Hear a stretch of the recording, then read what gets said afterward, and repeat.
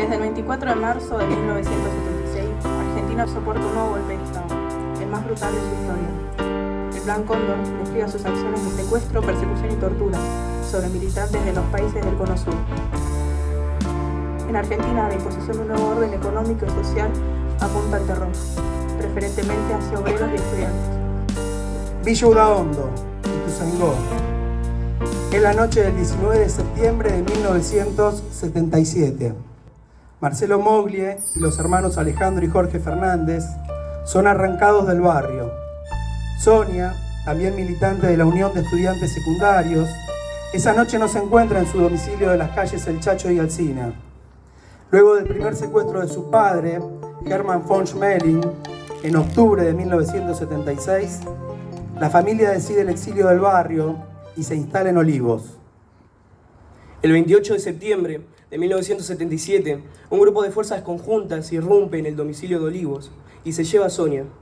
Villa Udaondo, Ituzaingó, año 2022.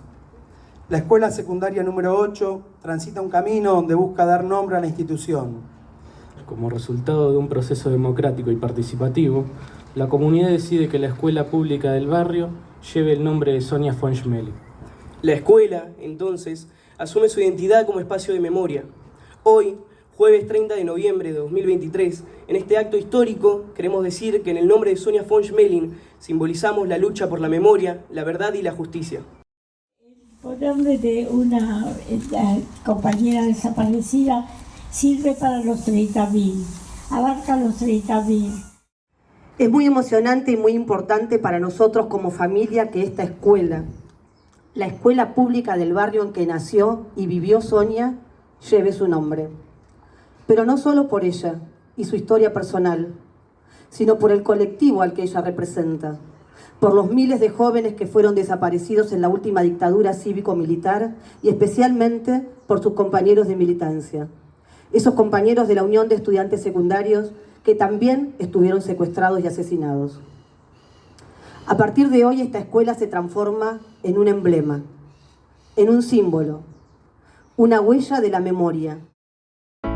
Quisieron arrancarla de su pueblo, pero la memoria del barrio la hizo florecer en el nombre de nuestra escuela.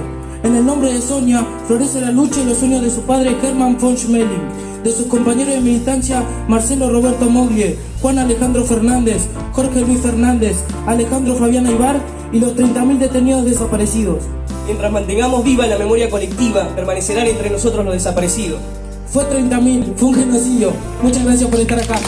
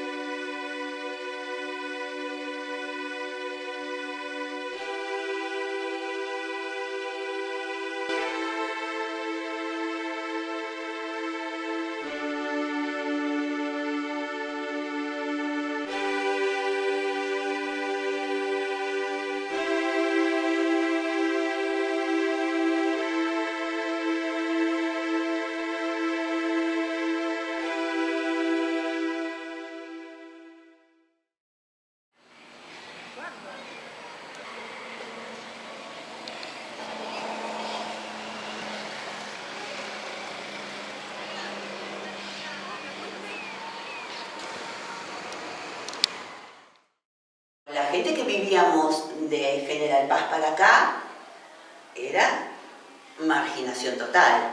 Las escuelas, todo, era la lacra, digamos.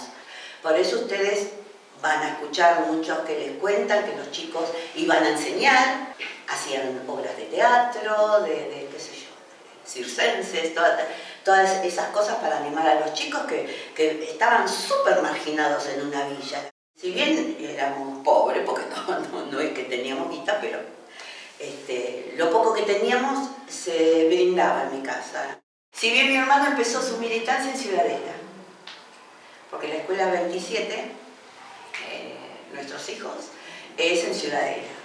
Y bueno, después mi papá tenía el taller ahí y bueno, nos fuimos con mi viejo.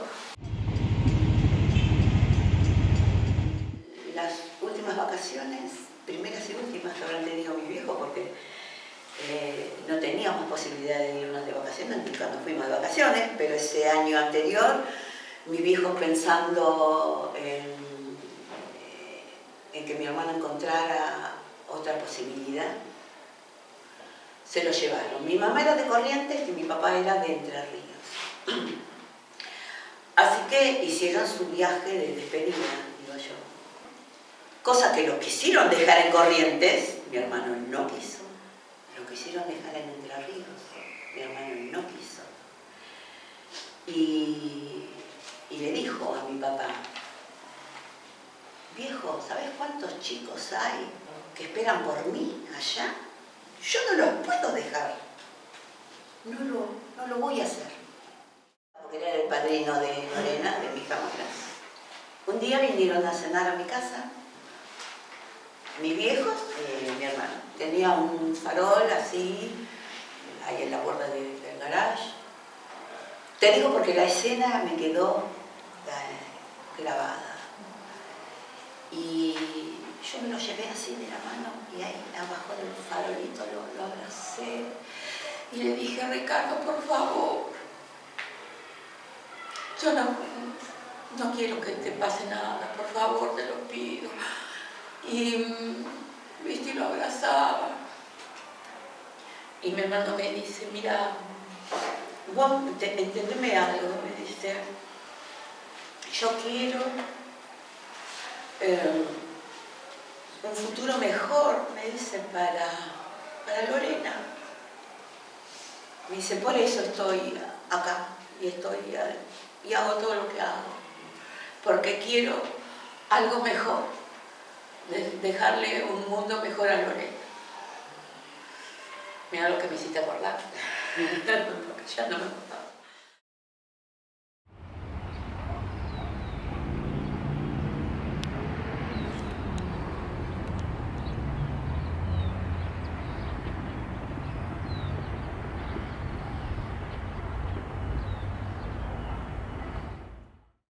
Y la infancia nuestra fue hermosa, fue algo... Vivíamos como en el campo, o sea, vivía en Julián Balbini el INTA, y lo que nos separaba del INTA era un alambrado que estaba lleno de agujeros. Nosotros pasábamos y potrereábamos todo el día ahí en todo ese campo que era inmenso para nosotros, ¿no? Y en ese momento tenía todo lo que es ahora el Procrear. Era todo sembrados, ahí se sembraba trigo, se sembraba soja, todo eso por año, y después estaba siempre arado, o sea que había bichos, había perdices, había liebres, había de todo, y nosotros correteábamos, jugábamos ahí en el arroyo Soto.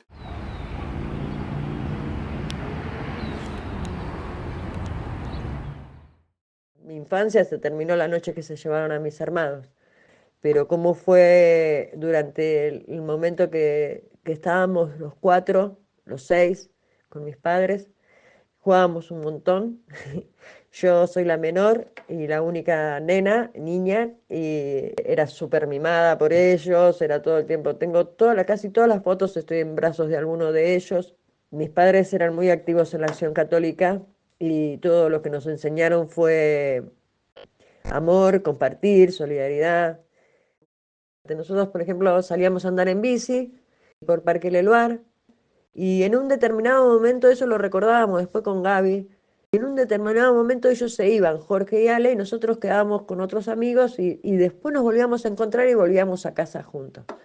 Y con Gaby siempre decimos que capaz que en esos momentos tenían reuniones con otros jóvenes y ahí se organizaban un poco. Después por medio de testigos, por compañeros, por gente que estuvo sobreviviente, que estuvo desaparecidos con ellos mismos, estuvieron secuestrados, nos cuentan que, bueno, iban a Villa Ángela y de ahí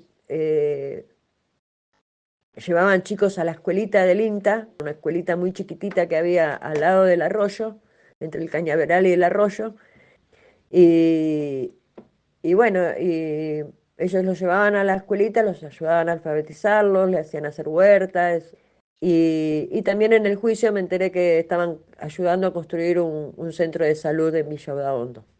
Compañeros de la secundaria me contaban que mi hermano mayor estaba en la UES, en la Unión Estudiantil Secundaria.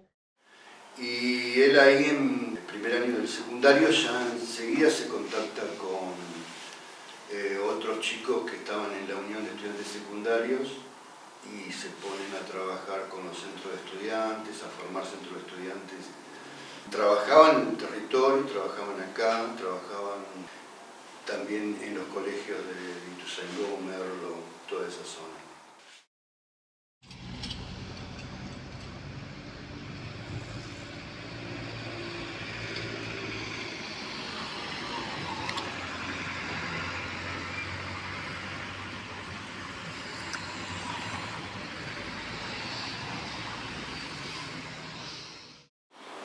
Con Chelo teníamos una relación muy de compinches.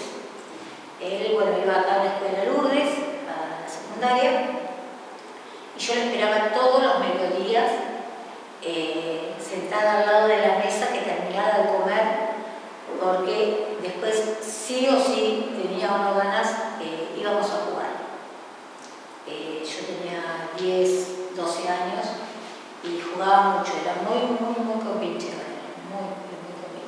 Mi viejo laburaba en INTA, mamá de casa, y bueno, siempre fue una familia muy unida, mi papá trabajaba en el INTA y aparte hacía trabajos extras, cortaba el pasto o hacía alambrados, y mis hermanos lo iban a ayudar.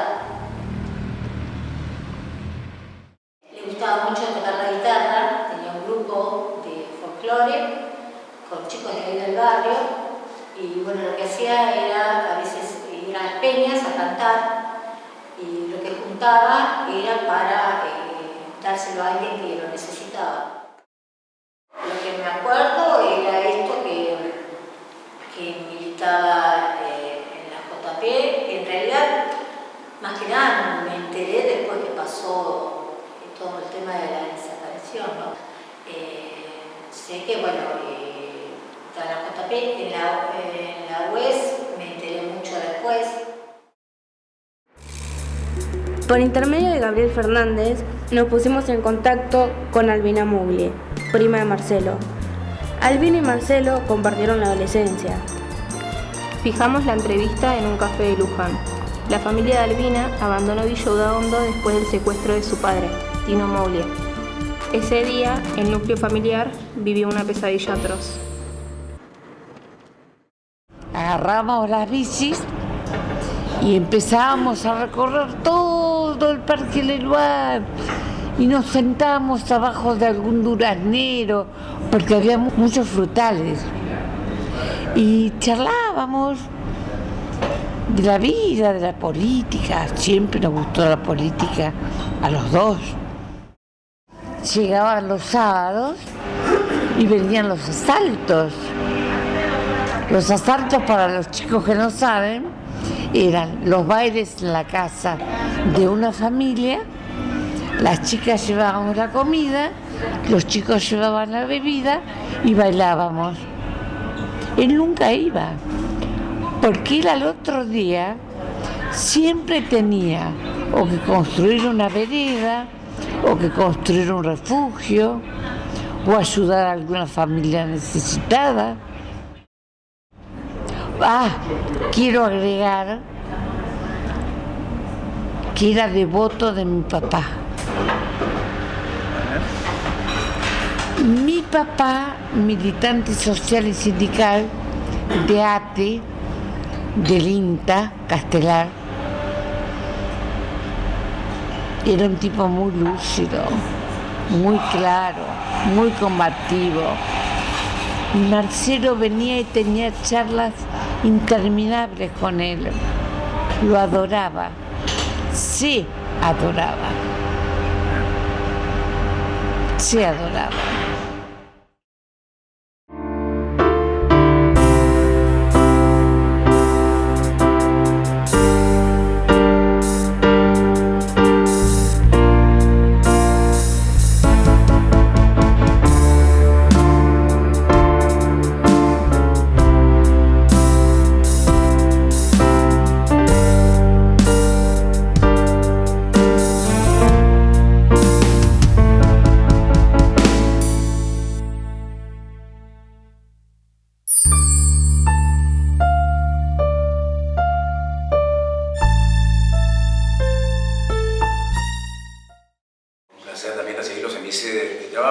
más de 19 años que yo trabajo acá.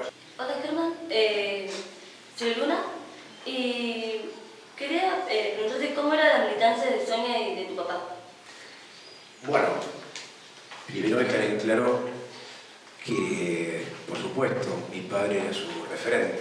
Eran padre de hija, pero eran compañeros de militancia, que pertenecían ambos a la organización Montoneros, porque la UES, la Unión de Estudiantes Secundarios, tenía una pertenencia también, ¿sí?, por esa organización. Yo quiero reivindicar que Sonia, al igual que los otros chicos que ustedes van a entrevistar, mejor dicho, al familiar que van a entrevistar a los otros chicos y demás, tenían un compromiso político, igual que los adultos. Un joven de 14, 15 años ya puede saber qué es la desigualdad, ya puede saber qué es la injusticia, y ya puede saber qué es comprometerse o no comprometerse para intentar, desde el lugar que nos toque, cambiar el mundo. El tema de la noche de los lápices de La Plata, y yo hice referencia a que la segunda noche de los lápices tiene que ver con la zona oeste, un año después. Siempre se dice noche de los lápices de boleto estudiantil, ¿no? Nunca hubo mala intención en los relatos que hay desde que empezó la democracia. Pero hoy, después de tantos años, es casi una falta de respeto decir que luchaban por el boleto estudiantil cuando la lucha era por un mundo mejor para todos y todas. Les dolía que no haya medicinas en los hospitales, les dolía claramente que el boleto había que gastarlo, ¿sí?, pero eso le dolía menos que otras cosas. Le dolía la pobreza, le dolía la inequidad, le dolía la injusticia, y querían cambiar el mundo. Y había referentes, como era mi papá, por ejemplo, que a través de charlas y a través de concientizar quizás a otros vecinos que creían que por ellos mismos no podían hacer las cosas, se congregaban y podían y lograron hacer un montón de cosas en este barrio. Hasta que un día surgió la necesidad de una sala de primeros auxilios, porque como les dije, el hospital de Morón estaba muy lejos. Sonia y Chelo, yo de los otros chicos no tengo tanto recuerdo de haber compartido con ellos, pero con mi hermana y con Chelo sí, en ese predio que iba a ser la futura sala.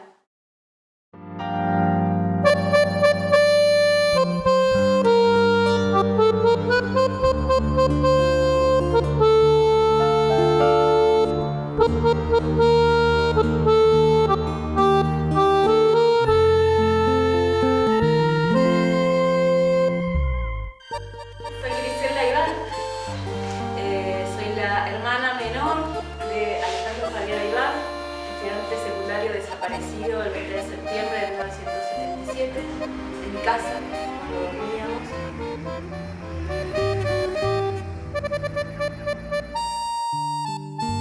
Muchos años me acordé el olor de su piel y la voz.